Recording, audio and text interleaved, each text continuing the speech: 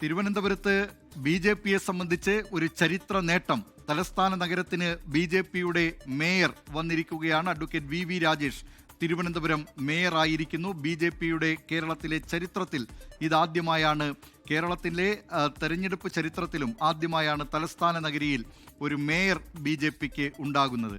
പക്ഷേ ഈ മേയർ തെരഞ്ഞെടുപ്പുമായി ബന്ധപ്പെട്ട് ബി.ജെ.പിയിൽ ചില അസംതൃപ്തികൾ പുകയുന്നുമുണ്ട്.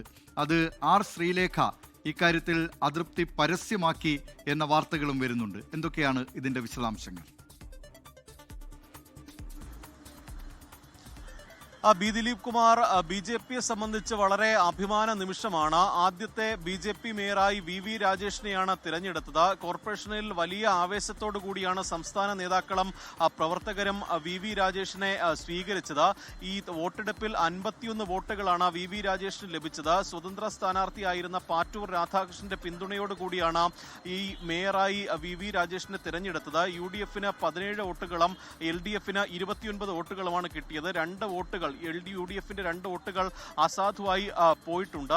സുരേഷ് ഗോപിയും ഒപ്പം രാജീവ് ചന്ദ്രശേഖറും അടക്കമുള്ള പ്രമുഖ നേതാക്കളടക്കം ഈ സത്യപ്രതിജ്ഞ ചടങ്ങിൽ സാക്ഷിയായിരുന്നു. പക്ഷേ ഈ അതൃപ്തി, ഈ മേയർ തെരഞ്ഞെടുപ്പുമായി ബന്ധപ്പെട്ട അതൃപ്തി ഇപ്പോഴും ബി.ജെ.പിയിൽ പുകയുന്നുണ്ട്. കാരണം ഇന്നലെ അവസാന നിമിഷം വരെ ഉയർന്നു കേട്ട പേര് ആർ ശ്രീലേഖയുടേതായിരുന്നു. ഉച്ചയോടുകൂടിയാണ് ആ പേര് വി രാജേഷിലേക്ക് എത്തിയത്. ആ അതൃപ്തി സംസ്ഥാന നേതൃത്വത്തോട് ആർ ശ്രീലേഖ ഇന്നലെ തന്നെ പരസ്യമായി പ്രകടിപ്പിക്കുകയും ചെയ്തിട്ടുണ്ട്. അതിന് പിന്നാലെ ഇന്ന് രാവിലെയോടുകൂടി തന്നെ ഈ മേയർ തെരഞ്ഞെടുപ്പിനായി ആർ ശ്രീലേഖ എത്തിയിരുന്നു. ഈ മേയർ തെരഞ്ഞെടുപ്പിൽ വി രാജേഷിന് വേണ്ടി വോട്ട് ചെയ്യുകയും ചെയ്തു. പക്ഷേ മേയറായി വി രാജേഷിനെ തിരഞ്ഞെടുത്തതിന് പിന്നാലെ വി രാജേഷ് പ്രസംഗിക്കുന്നതിന് മുമ്പ് തന്നെ ഈ കൗൺസിൽ ഹാൾ വിട്ട് ആർ ശ്രീലേഖ പുറത്തേക്ക് പോവുകയായിരുന്നു. മറ്റെല്ലാ അംഗങ്ങളും UDF-ഉം LDF-ഉം ഉൾപ്പെടെയുള്ള എല്ലാ അംഗങ്ങളും കൗൺസിൽ ഹാളിൽ തുടരുമ്പോഴാണ് അപ്രതീക്ഷിതമായി ആർ ശ്രീലേഖ അവിടെ നിന്ന് ഇറങ്ങി പോയത്. സ്വകാര്യ ചടങ്ങിൽ പങ്കെടുക്കാൻ പോയി എന്നുള്ളൊരു വിശദീകരണമാണ് ആർ ശ്രീലേഖയുടെ ഭാഗത്തു നിന്നുണ്ടായത്. പക്ഷേ ആ ഒരു ശ്രീലേഖയുടെ അതൃപ്തി പ്രകടമാണ്.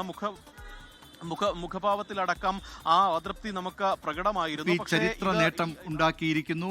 തിരുവനന്തപുരത്ത് ബി.ജെ.പിയുടെ മേയറായി വി രാജേഷിനെ തെരഞ്ഞെടുത്തിരിക്കുകയാണ്. 51 വോട്ടുകളാണ് വി രാജേഷിന് അനുകൂലമായി ലഭിച്ചത്. 100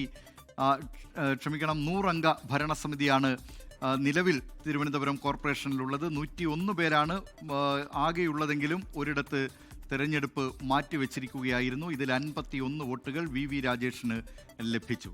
ലോകത്തെവിടെയായാലും ഏത് സമയത്തും 24 വാർത്തകളും ഓഗ്മെന്റഡ് റിയാലിറ്റി പാക്കേജുകളും എക്സ്പ്ലെയിനറുകളും വിശദമായി കാണാൻ ഞങ്ങളുടെ YouTube ചാനൽ നിങ്ങൾക്ക് സബ്സ്ക്രൈബ് ചെയ്യാം.